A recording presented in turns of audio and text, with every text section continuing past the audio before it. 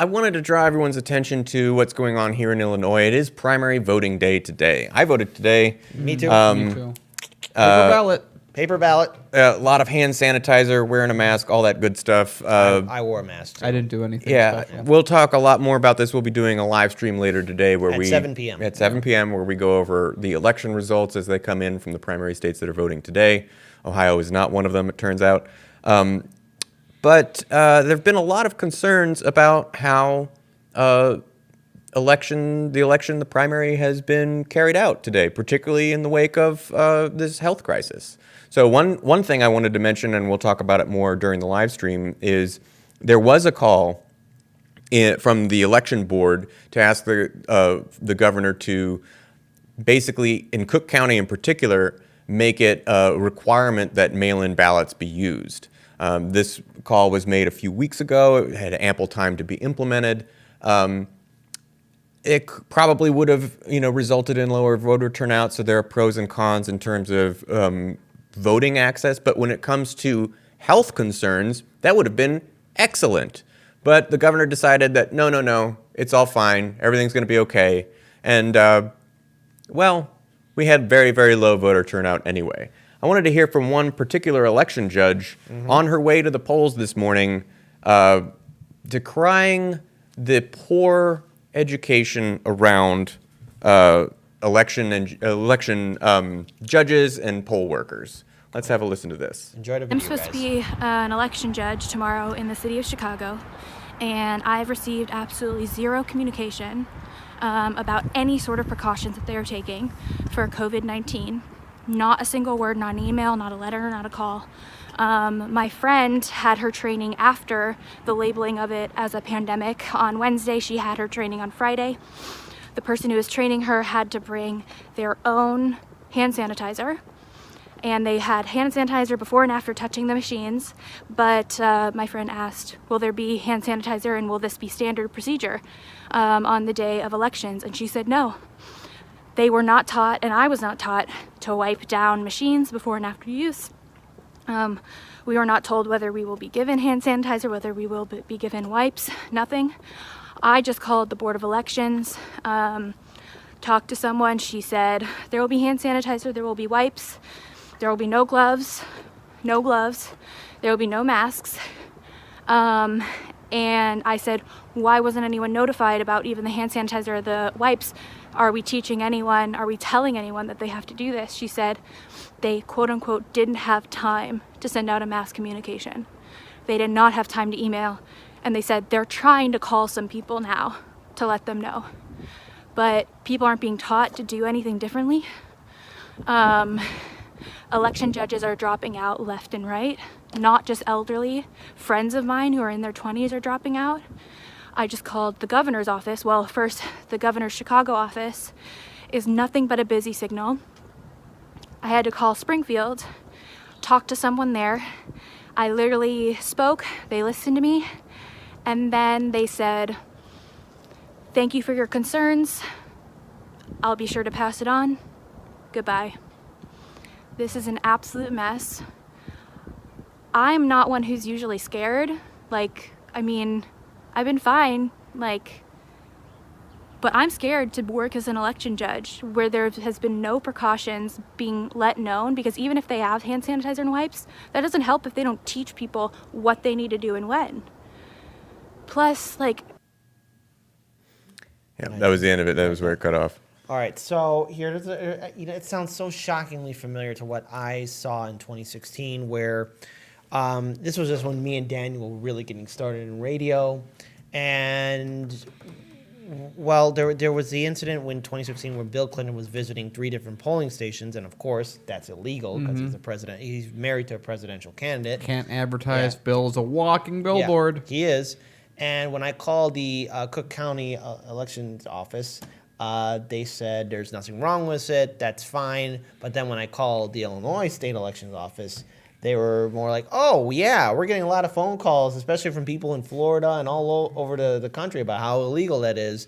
We're trying to stop it, but we can't at this moment. We're trying to stop it. Bill, stop. Oh, no, he got away. Yeah. Sorry. So, I mean, again, it's really concerning. Plus, People who will remain anonymous have also been saying that, like, a lot of people who want to make sure there's election integrity, especially for this election cycle, there's a less than stellar ground game that's happening here right now. And the only people that are actually fighting for it are somebody who I know, Dr. Laura Chamberlain, who was on our show a while ago. But any other groups right now, there's very little time to really making sure that these polling stations, all the votes will be tallied up. And it's rather disheartening that there's only a handful of people that actually know what's going on. So we do hope to actually be speaking to Dr. Laura Chamberlain sometime later tonight. She'll be a call-in guest. Again, right now that's still going back and forth. We'll see if we can actually get her on. But nonetheless, I mean, this is a very concerning situation because Illinois has a long, sad history of corruption and votes disappearing. Paul. Yeah. So with respect to Bill Clinton, advertising for his particular candidate in a polling place, which is illegal, there's a kind of strong legal principle that was codified in the Magna Carta several centuries ago that basically is like, no one should be above the law. The law should apply equally to everyone. However, here in the United States, land of freedom and opportunity. Or freedom to be above the law. Yeah, apparently there is freedom to be above the law, and that applies to people with certain amounts of political power and certain amounts of financial power. And make no mistake that financial wealth yields political power. That's And vice versa. and lack of political wealth means lack of political no, power. no, that like someone like Nancy Pelosi, who's in charge, is now 100 millionaire. Right, yeah. Political power aggregates They can be- wealth. It's a sort it of can be a traded. vicious cycle there. Yeah. And it's super unfortunate that that's the case. And it's obvious to anyone who looks for it. And it's just very disheartening. But with regard to voting here in Illinois, it appears to be a travesty, which is unfortunately not surprising and not new. This is par for the course. Yeah. Here in Illinois. More often than not, I mean, myself and Daniel and Paul, since 2017, when Heartlands Media officially got started, we covered a lot of elections at the state level, at the county level, and at the federal level, and all of them are the same. Votes are disappearing, polling stations shut down, and a real lack of accountability. And there's only a handful of people actually making sure that this state has its votes acknowledged, and Dr. Laura Chamberlain is one of them. But there's only a handful of people that are doing this. And what concerns me is that in the long run, people will not trust the system. And then again, we'll have low voter turnouts during the midterm election cycle and then the next city municipal election cycle, which will be important. If we want to have election integrity, people have to turn out, but also we have to make sure that we change the system and how we vote, because the current system isn't working. And I just can't help but talk about the story one more time. When we were watching TYT during the 2018 midterm election cycle, during the primary portion of it, and we saw Cenk and Jimmy Dore cover the Maureen Newman, Dan Lipinski race. And then Cenk just noticed, hey, like 3,000 votes just disappeared. And Jimmy was like, oh, yeah, that's normal. That happens a lot in Illinois. And Cenk almost had like a shocked look on his face, like, wait, why? And Jimmy just said, that's Illinois. And that's it. Simple answer. That's Illinois. And to our audience that lives in Illinois, we should be upset about this. Dan. And, so when I went voting today, the place was staffed by a lot of middle-aged or elderly women. No hand sanitizer, no masks, no gloves, nothing at all was there, and also very few people. Again, the area that I vote in usually doesn't have a long line or many people there, but it was much more empty. Like the last time that I saw it that empty is when I went to vote at I forget exactly when it was, sometime when it was just kind of dead, everyone's either at work or whatever. And it was about that I was in there, and the entire time I was there was one other person that was voting. And very much like with you, Paul, they have combined, but that's usual for that area that I'm in. So they had Combined precincts in one voting location. They had it go onto that table. But